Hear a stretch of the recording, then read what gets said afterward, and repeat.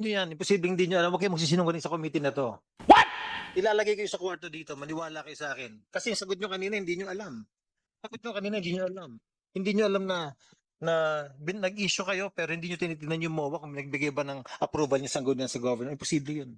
Number one requirement yan bago kayo mag-issue. Alam nyo yan. Ngayon, Corpus and Porto, sa Capitol po ba kayo nagde-deliver palagi? Without mentioning kung ilang tao, sa Capitol kayo nagde-deliver. Yes po. Oh. Ikaw, Porto, sa Capitol din nagde-deliver. Yes po. O di, Capitol pala yung mga tao na yun na ano.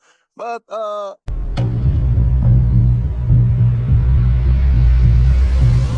Mr. Porto and Corpus, sabi nyo kanina, hindi kayo yung tumatanggap ng chike. It's the regular teller na nakaupo diyan sa ano. Then kung mabalidate na nila na tama yung mga withdrawal na yon, ay ipe-prepare nila yung cash, kayo yung uutosan na magde-deliver. Sinabi din kanina na hindi naman kayo magkamali doon sa mga sagot nyo kay Congresswoman Luistro na hindi kayo magkamali dahil hinahanapan nyo naman ng ID. May ano naman, yung facial recognition. Ibig sabihin, kilala nyo po yung mga kliyente na dinideliveran nyo, yung mga PA na dinideliveran nyo. Kilala nyo. Kasi hinihingan nyo nga pa ng ID to ensure na yung PA ang talagang binigyan nyo nung pera na winidraw. So kilala nyo sila. Yung mga hinahatiran nyo ng pera, yung client na yun. Mr. Chair. Mr. Chair, we are just basic po dun sa documents po na hawak namin to verify po yung payee. Yun na nga. Binasingan nyo doon. So kung sinabi, Sergio Dagook yung PA, doon nyo dineliver kay Sergio Dagook. At bago nyo ibigay yung pera, hingan nyo muna ng identification para makita kung magtugma yung muka ng tao doon sa facial recognition ng ID. Tama po ba? Hindi lang po yung sa facial po, magbe-base din po kami sa signature. Signature. Yes po, kasi papapirma po kami ng So ibig sabihin nga, nagkausap kayo ng kliyente. Kasi kung hindi kayo physically nagkaharap, paano nyo ibigay yung pera? Magkaharap kayo habang nagde-deliver. While verifying yung authenticity ng tao. Magkaharap kayo. So, kilala nyo yung mga dinideliveran ninyo. Yun nga po, Mr. Chair, nagbe-base lang po kami sa ano. Yan na nga. Dahil nagkaharap kayo, imposible naman maibigay yung pera. Kung hindi mo kaharap, hiningan nyo pa nga ng ID, pinapirma nyo pa nga. So physically, nagkaharap kayo.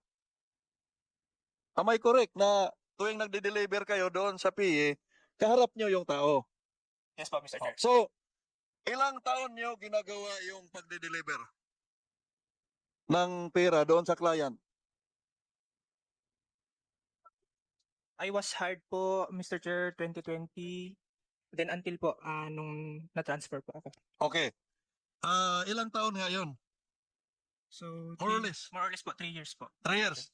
Doon sa 3 taon na yon na nagde-deliver kayo, pare-pareho bang tao, in this case sa account ng province, pare-pareho bang tao yung PA doon sa mga dinideliveran nyo o iba-ibang tao?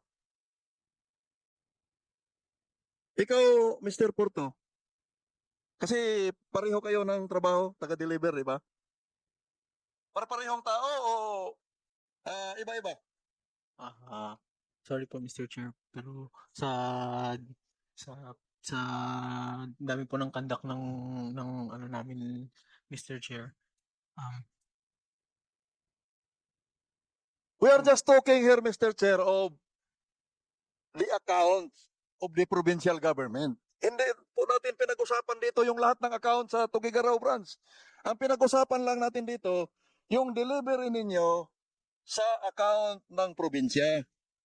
Marami po bang PE yung ino-authorize ng probinsya? Marami po o isa lang?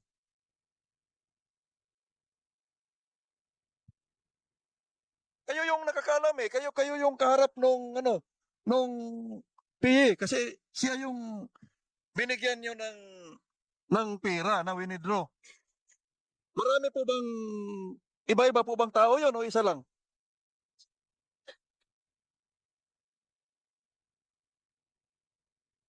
I'm sorry, Mr. Chair, but pertaining to the question po, as per OGCC opinion po, hindi po namin pwedeng due to violation po Ano ng secrecy po. Because dyan? it is Hindi ko naman tinanong kung sino yung tao. Ang tinatanong lang, isang tao lang ba yung authorized or marami ba? Iba-ibang tao ba? Kayo yung nade-deliver eh. Anyway, Chairman, Congressman Dagoc, ito, kasi itong mga to eh. Ang public accounts kasi may quorum. Pero yung suffrage and electoral reform wala. Kung may quorum, kanina pa kayo. Pero alam nyo, you're not yet off the hook. Papatawag ko kayo. I will request the chief to have a quorum. Kayo na lang po, land bank na lang. Papatawag ko kayo. So for the record, Mr. Chair, Tapos na. hindi nyo alam yung mga tao na dinideliveran ninyo. Hindi nyo alam. Hindi nyo ma-recognize kung iharap dito. For the record, as far as my knowledge is concerned po, hindi nyo alam. hindi ko po alam. Okay. Ikaw, Mr. Porto, hindi mo rin alam yung mga pinagbibigyan mo ng pera. Galing doon sa withdrawal. Hindi mo rin alam. You're under oath, ha? Baka mamaya, kung makasuhan kayo, yan ang isagot ninyo. Nag-deliver ako ng pera. Hindi ko alam yung dinideliveran ko. Paunang ano lang yan. Kasi ako, may anak ako na kaedad ninyo. Kaya nung lumabas kami ni Chairman, sabi ko, kawawa naman yung mga, kung pamilyado na yan, yung trabaho nila, uulitin ko lang yung sinabi ni Chairman Kit. Hindi kayo yung inahabol dito. Hindi kayo yung inahabol. Nagkataon lang na involved kayo sa transaksyon. So, Mr. Porto, hindi mo rin alam yung mga pinagde-deliveran ninyo. Mr. Chair, nagbe-base lang po kami dun sa sa Kaya nga, nag-busy nga kayo. Ang ID, Sergio Dagook, for example, hiningan nyo ng ID. Pero kahit alam nyo na si Sergio Dagook yung dinibilaran nyo, hindi nyo pa rin alam na si Sergio Dagook yan. Yan yung ibig sabihin mo, Mr. Purpose eh. Ang ibig sabihin ko po, Mr. Chair, hindi ko po ma-identify right now kung sino po yung mga taong dineliveran ko that time I am na nasa not asking, Mr. Chair, kung sino yung mga tao. May tinanong ba ako na sino yung diniliberan mo? Wala naman eh. Ang tinanong ko, iisang tao lang ba ang dinideliveran ninyo tuwing nagde-deliver kayo sa account ng province o marami ba? Iba-iba ba? Hindi ko naman tinanong kung sino eh. kung ilan lang po at kung sino po yung mga payees. Doon po. Yun po ang More than basic po one, namin. only one. Mr. Chair. More than one, only one.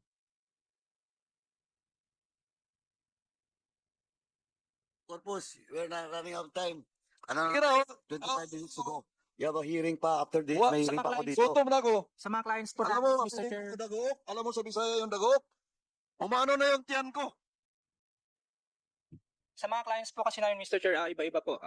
Hindi, Iba-iba. So, in the case of account sa province, iba-iba yung ino-authorize nila as PE doon sa mga withdrawal. Yan yung ibig sabihin. I'm sorry, Mr. Chair, I cannot answer po yung question po na specific po dun sa accounts po ni province. Ikaw, Mr. Porto, iba-iba ba yung dinideliveran ninyo ng cash sa account ng province o iisa lang?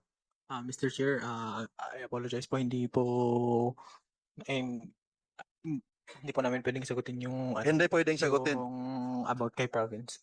Madam Lisa, yung branch manager. Yes. Kanino pong pangalan yung inauthorize doon sa MOA?